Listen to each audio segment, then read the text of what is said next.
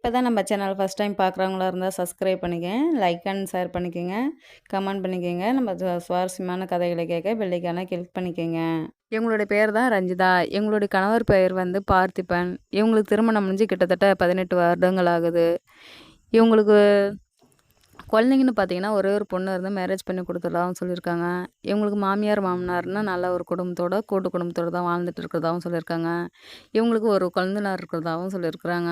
எங்களுடைய கொழுந்தனார், இவங்க கணவர், இவங்க பிள்ளைங்கன்ட்டு நல்லாவே கூட்டு குடும்பத்தோட ஒரு சந்தோஷமான வாழ்க்கைய தான் வாழ்ந்துட்டு இருப்பாங்க.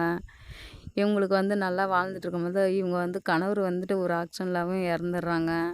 இவங்க இறந்துட்டதால பொண்ணையும் மேரேஜ் பண்ணி கொடுத்துறதால இவங்க வீட்டில் தனிமையில தான் இருப்பாங்க. இவங்க கொழுந்தனார் வந்து மேரேஜ் ஆகாத தனிமையில தான் இருப்பார். அப்படி இருக்கும்போது நம்ம அண்ணி கிட்ட வந்து பேசவும் பழகவும் ரொம்பவும் ஆரம்பிக்கிறாங்க. நம்ம அண்ணி தானே அப்படின்ட்டு கேஷுவலாக தான் பேசவும் ஆரம்பிப்பாங்க. போக போக அண்ணி இல்லை, அண்ணி வந்து ஒரு ஏக்கத்தில் இருப்பாங்களே அப்படின்ற மாதிரி ரொம்ப பேசி பழகி ரொம்ப நெருங்கி பேசவும் ஆரம்பிப்பாங்க. இவங்க அத்தை மாமான்ட்டு மறுமேரேஜ்னு எதுவுமே பண்ண மாட்டாங்க. சரி பொண்ணுன்னு இருந்துட்டா பொண்ணையும் மேரேஜ் பண்ணி கொடுத்துட்டாங்க, லைஃப் லாங் நம்ம வீட்டோடே இருக்கட்டும் அப்படின்ட்டு இவங்க அப்பா அம்மா வீட்லேயும் எதுவுமே ஸ்டெப் எடுக்க மாட்டாங்க. எங்கள் வீட்டிலே தான் இருப்பாங்க. எங்கள் லைஃப் லாங் தனிமையில் இவங்க வீட்டிலே இருக்கும், அந்த ஒரு ஏக்கத்துலேயே இருக்கும். இவங்களுக்கும் கல்யாணம் பேச்சு இப்போதைக்கு வேணாம் அப்படின்ட்டு இவரும் கல்யாணம்னு வேணான்ட்டு தள்ளி தள்ளியும் போட்டுட்ருப்பாங்க இவங்க கொழுந்தனாரும்.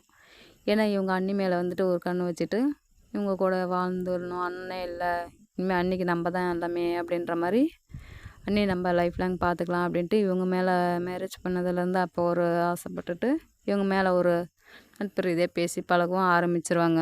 அவங்க அண்ணன் இல்லைன்ற இடத்துல இவங்கள வச்சு பார்த்துட்டு ரொம்ப பேசி பழகவும் ஆரம்பிப்பாங்க. அப்படி இருக்கும் பட்சத்தில் ஒரு நாள் இரவு வந்து ஓப்பனாகவும் சொல்லிவிடுவாங்க, எனக்கு வந்து உங்களை பிடிச்சிருக்கு, என்னை மேரேஜ் பண்ணிக்கிறீங்களா, நான் உங்களை லைஃப் லாங் பார்த்துக்கிறேன் அப்படின்ற மாதிரி உங்கள் அன்னிக்கிட்டையும் வந்து பேசுவாங்க. உங்கள் அண்ணன் வாழ்ந்த இடத்துல நான் யாரையும் வைக்க முடியாது, எனக்குன்னு ஒரு பொண்ணு இருக்குது, அதையும் மேரேஜ் பண்ணி கொடுத்துட்டாலும் நான் லைஃப் லாங் இப்படியே இருந்துடுறேன், எனக்கு மருத்துவனா எல்லாம் எதுவும் தேவையில்ல, நான் உங்கள் அண்ணன் இடத்துல என்னால் வச்சு யாரையும் பார்க்க முடியாது, நான் அப்படி யார் கூடயும் சேர்ந்து வாழ முடியாது, இந்த பேச்சு இதோட வேணாம் அப்படின்ட்டு சொல்லிவிடுவாங்க. அவங்களும் சரின்ட்டு விட்டுட்டு போயிடுவாங்க. அப்புறம் வெளியில் அவுட்டிங்ன்ட்டு சில இடத்துக்கு வேலை விஷயமாகவும் போவாங்க. 2 பேரும் சேர்ந்து தான் வேலை விஷயமாகவும் போவாங்க.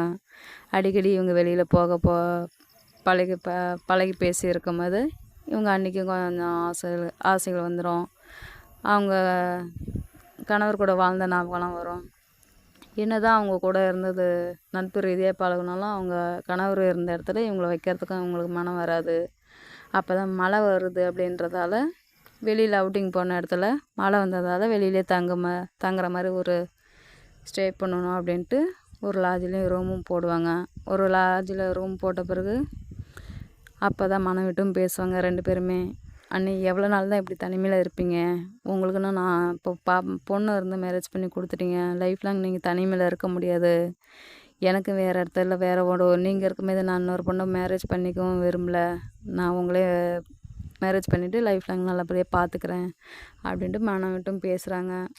அப்படி பேசும்போது இல்லை, நான் உங்கள் அண்ணன் இருந்த இடத்துல என்னால் இனிமேல் இன்னொருத்தவங்களை வச்சு பார்க்க முடியாது, எனக்கு வேண்டாம், அப்படி கல்யாணம்னு எனக்கு ஒரு வேணவே வேணாம், அப்படி ஒரு வார்த்தை எதுவுமே சொல்லாதீங்க, எனக்குன்னு என் பொண்ணு இருக்கா, என் லைஃப் அதோட போயிட்டோம் அப்படின்ட்டு இவங்க முடிவை இவங்க சொல்லுவாங்க. அப்புறம் அப்படி இப்படின்னு தொட்டு பேசி இவங்களும் கொஞ்சம் நெருங்கி பேசவும் ஆரம்பிப்பாங்க. இவங்க கொழுந்தனாரும் இவங்களும் சரி வேறு வழி இல்லைன்ட்டு தொட்டு தான் பேசுகிறாங்கன்ட்டு 2 பேருமே உட்காந்து பேசிக்கிற அளவுக்கும் போயிட்டுருக்கு. அப்படி இருக்கும்போது மனம் விட்டு பேசுறதால மனது ரீதியாக 2 பேருக்குமே ரொம்ப பிடிக்கவும் ஆரம்பிக்குது. அப்படி போகும்போது அப்புறம் உல்லாசமாக உடல் ரீதியாக நட்பு ரீதியாக 2 பேருமே ரொம்ப பேசி ரொம்ப க்ளோஸாகவும் இருந்துடுறாங்க. அன்றைக்கி ஒரு நாள் இருந்துடுறாங்க, விடிய விடிய இருந்துட்டு 2 பேருமே ஆசைப்பட்ட மாதிரி இருந்துடுறாங்க. 2 பேர் ஏக்கத்தையுமே தீர்த்துக்கிறாங்க.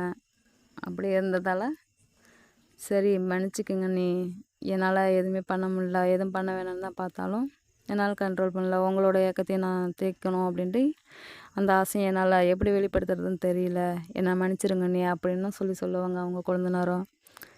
சரி இவங்களும் வேறு வழி இல்லைன்ட்டு அதையும் ஏற்றுக்கிட்டு எதுவுமே பேச மாட்டாங்க, மறுப்பும் சொல்ல மாட்டாங்க. சரின்ட்டு 2 பேருமே சம்மதப்பட்டு தான் இருப்பாங்க.